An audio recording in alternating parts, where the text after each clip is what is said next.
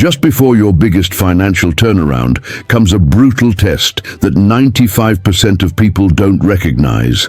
And because they don't recognize it, they fail, missing a step towards prosperity.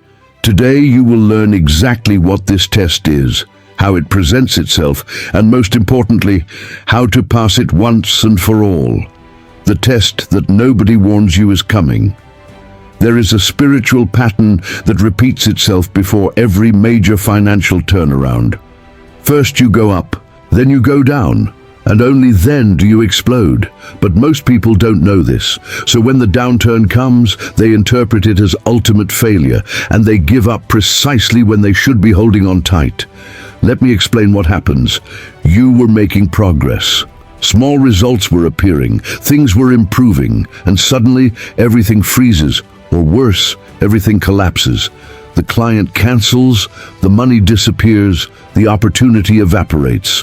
The unexpected happens, and you look at it and think, it's over, it wasn't meant to be. But that's not it. What seems like the end is the final test before the beginning. And the test has a clear purpose. Measure whether you are internally ready to receive what God will give you externally. Because wealth without character development is guaranteed destruction. That's why God tests you first, not to punish you, but to protect you. And the test always comes disguised as tragedy, as injustice, as abandonment, because if it were obvious that it was a test, it wouldn't measure anything. The test only works when you don't know you're being tested. And that's precisely why almost everyone fails. The two main forms of the test. The test always presents itself in one of these two forms. Form 1, gross loss. You lose everything at once, without warning, without explanation. It could be money. It could be opportunity. It could be a relationship. It could be all of the above. And here is what God is measuring. Do you love money more or Him more? If you love money, you despair when you lose it. You panic. You compromise your principles to recover it quickly. But if you love God, you take a deep breath and say, I don't understand, but I trust. And that's the answer that passes the test. Job lost everything. And he said, the Lord gave, and the Lord has taken away. Blessed be the name of the Lord. He didn't rebel. He trusted. And so God returned everything twofold. The difference between eternal misery and doubled prosperity was simply the answer to the test. Form 2, total silence. The second form is more subtle, but equally devastating. You lose nothing material, but you lose the tangible presence of God. She used to pray and feel something. Now she feels nothing. He cried out and received confirmation. Now only silence, and this silence is heartbreaking. But here's the truth. God's silence is not absence. It's strategy. He's testing whether you'll remain faithful when you feel nothing.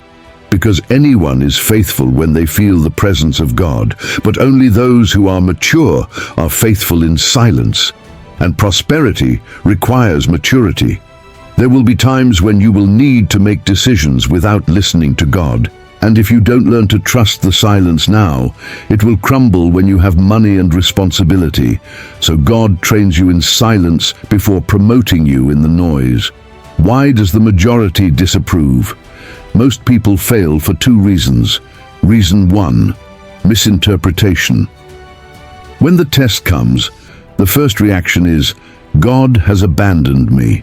And this interpretation changes everything. If you feel abandoned, you stop trusting. If you stop trusting, you fall into despair. If you become desperate, you make the wrong decisions, and then it fails. But if you interpret it correctly, this is a test, not abandonment. You remain calm, have faith, and you pass. The difference between passing and failing is the interpretation. Reason 2, they give up when they're one step away from going anywhere else. People who endure 90% of the test, who withstand months of pressure, and they give up with 1 week to go. One day. Why? Because they don't know they're close. In spiritual terms, the darkest night is always just before dawn. But you don't see that in the midst of the pain. All you see is exhaustion, pressure, and you think, I can't take it anymore, and let go, give up, go back to the old man, and loses everything, just one step away from a miracle. You won't be just another one. The questions that the test asks. Every test asks two questions. Question 1. Do you trust when nothing makes sense? Faith that depends on logic is not faith. It's calculation. True faith is only proven when nothing makes sense. Abraham was promised he would be the father of multitudes, and God asked him to sacrifice his only son, a complete contradiction of the promise. But Abraham obeyed. Why? Because his faith did not depend on understanding, and when he raised the knife, God stopped and confirmed the blessing. The test wasn't about killing the son, it was about proving that he trusted without understanding. Question 2. Will you wait for my time or force yours? One of the biggest pitfalls is haste. You're tired of waiting. Opportunity always comes along at the wrong time. It's not the right choice, but it's an opportunity, and you think, better this than nothing. And it catches on, and it fails. Because picking the wrong thing at the wrong time blocks the right thing from happening at the right time. Abraham waited 25 years, but in the middle, Sarah said, "Take my servant." Ishmael was born, the son of haste, and this generated conflict and pain, until in due time Isaac was born, the son of the promise. How many times have you created Ishmael because you weren't expecting Isaac? Signs that you are on the test now. 4 signs that you are being tested. Signal 1. Everything froze without explanation. It was flowing. It stopped out of nowhere. This isn't bad luck. It's spiritual repositioning. Sign 2. God is silent. You pray and feel nothing. But silence is not absence. It's a test of faith. Sign 3. People have disappointed you. Betrayal, abandonment. God is removing human dependence from you. Sign 4. You feel peace in the chaos. Despite everything falling apart, you feel that it will all work out. This inexplicable peace confirms that you are getting through it. How to pass the test. 4 practical steps. Step 1. Recognize that this is a test, not abandonment. The interpretation changes. This is not the end, it's a test. Step 2. Don't make decisions based on fleeting emotions. Stay safe, breathe, wait to stabilize.